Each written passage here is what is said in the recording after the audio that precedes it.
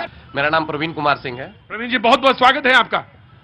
मैं ज्वलंत समस्याओं से लेकर मैं देश के लिए कुछ मात्र 3 क्वेश्चन मैं सारे नेताओं से करूंगा। बिल्कुल, आप करिए।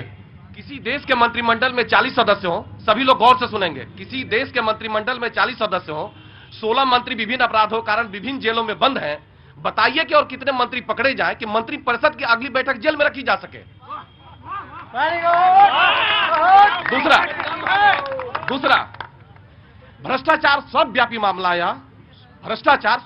मामला है। यह किस प्रधानमंत्री का कथन था? सभी आदमियों से मैं पूछ रहा हूं, भ्रष्टाचार सर्वव्यापी मामला था, यह किस प्रधानमंत्री का कथन था? सारे लोग नेता लोग बताएंगे। तीसरा, बेनामी दौलत कमाने के लिए 5 लीक प्रूफ तरीके बतावें और इसे ठिकाने लगाने के लिए 5 सरल उपाय बतावें। बस मैं ये 3 क्वेश्चन करता हूं, इनका उत्तर देते। मैंने कहा था ना कि सबसे ज्यादा बुद्धि है घुमा के सवाल पूछने की ताकत जो है वो भी यही है। अभी 60,000 बांग्लादेशी घुसा हुआ है कटिहार में, जिसको भगाना है। कटिहार में बात ना हो और ये मुद्दा ना आए। जी जी बिल्कुल, आप ही। अरे भैया नाराज नहीं होते, आप ही बात करेंगे, आप ही करेंगे, आप ही बोलेंगे। पर मैं बोल दूं, मैं कटिहार में शो करूं और ये मुद्दा ना आए तो हो ही नहीं सकता था। मैं किशनगंज में शो करूं, ये मुद्दा आए ना हो ही नहीं सकता था। अररिया में आया तो यहां क्यों नहीं आएगा? हाँ जी, 60 लाख बोलिए। ये चौकीदार है, ये पहरेदार है, कहां से घुस गया जरा उनसे पूछिए ना। ये सब चोरों का सरदार है, ये यहाँ का मालिक है, ये यहाँ का थानेदार है, ये यहाँ का सिपाही है। बोलता मैं देश को रक्षा देता हूँ, तो फिर घुसपैठिया कहाँ से आ गया? घुसपैठिया कहाँ से आ गया? बिहार में घुसपैठिया आंदोलन चला है और हम लोग जब सरकार में है तो हम लोग का अधिकार है बांग्लादेशी को निकालने के लिए। जब आप हमको बोलते चौकीदार है तो मेरा ही कर्तव्य है उसको अरेस्ट करके फिर उस पार भेजना बांग्लादेश को।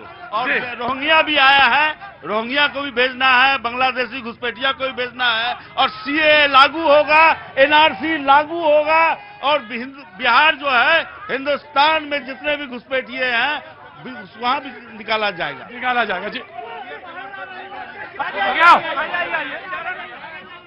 अरे रुको, नाम हो गया जनाबे आली। पिछले 10 साल से। अरे नाम हो गया जनाबे आली। इमरोज हसन। इमरोज भाई, बहुत बहुत स्वागत है आपका। थोड़ा और आगे आ सकते हो? जगह बनाओ यार, जगह तुम जानते हो बनाना। हाँ जी, आप बोलो।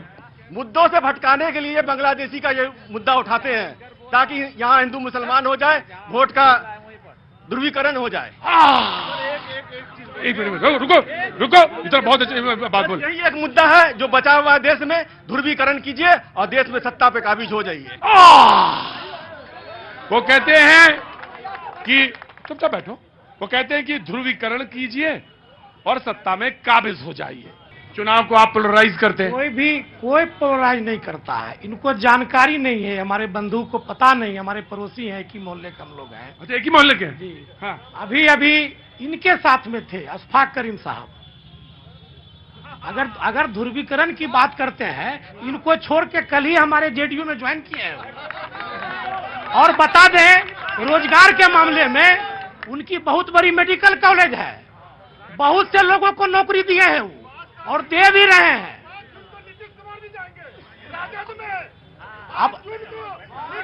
आप राज देखिए, आप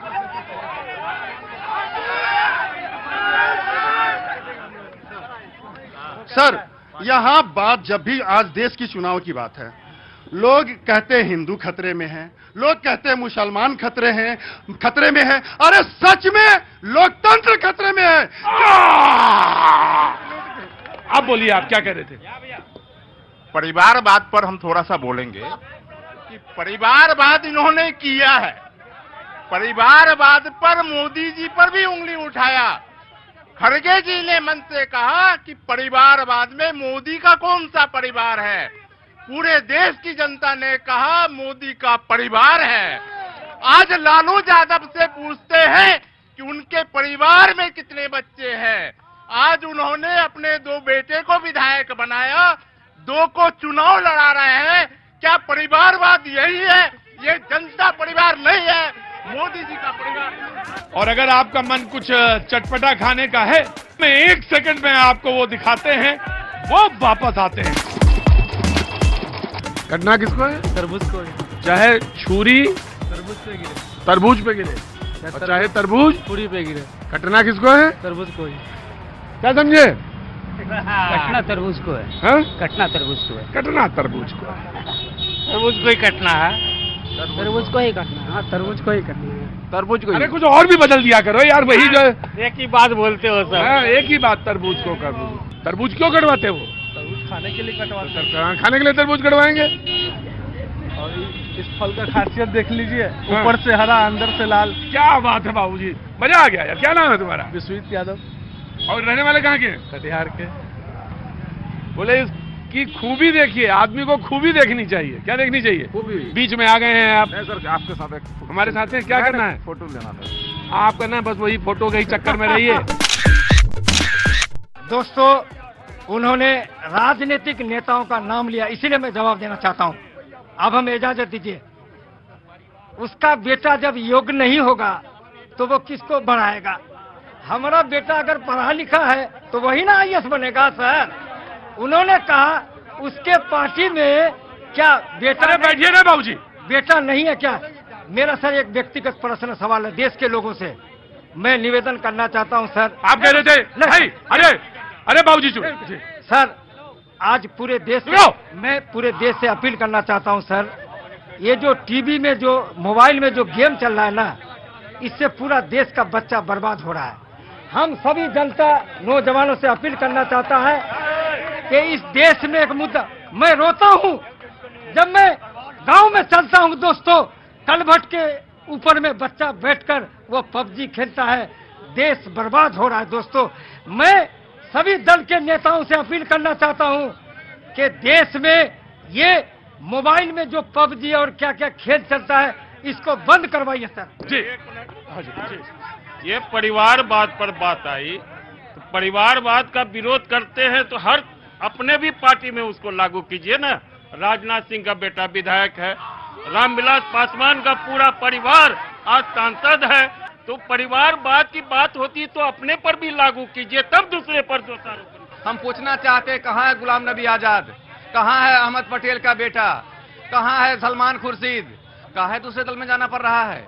लेकिन जो योग्य नहीं है उसको देश में स्थापित करने के लिए कांग्रेस जद्दोजहद कर रही है और वो प्रतिपक्ष का नेता बनने के लिए संघर्ष कर रहा है, ना कि प्रधानमंत्री बनने के लिए। जनाब, यहाँ देश में जो है परिवार का जो है दुकानदारी चलाया जा रहा है, लोकतंत्र का गुमटी खोल के बैठा हुआ दुकानदार और अपने पूरे परिवार कुनबा को उसमें घुसा रहा है, और लोकतंत्र का जो है ये हत्या है। ये परिवारवाद जो है लोगों को आगे आने नहीं देता है। बहुत सारे नौजवान हैं जिसमें कुछ क्वालिटी है, उन लोगों को राजनीतिक क्षेत्र में नहीं आने देता है, और जिसके कारण जो है परिवार हावी है, और परिवार हावी होके एक 9 क्लास पढ़ा हुआ और अभी तक राजनीति का कोखो को नहीं मालूम है, और उसके सामने बड़े बड़े उसके पिताजी के समान जो राजनीतिक हैं बैठते हैं और उनको झाड़न लगता है। कई बार आपने देखा होगा राजद के नेता लोगों को, इस तरह परिवारवाद हावी है। मैं वो जो सर हैं उनसे पूछना चाहता हूँ, वो बोल रहे थे कि मेरा बेटा जो इंटर पास कर रहा है, जिसका क्षमता आईएएस बनने का, वही आईएएस बनेगा जो इंटर पास का, मतलब पढ़ाई जो ये कह रहे थे। हाँ, वो कह रहे थे कि अगर नवी है तो वो देश में अभी मुख्यमंत्री, उप मुख्यमंत्री बना, प्रधानमंत्री भी बनेगा। जी, तो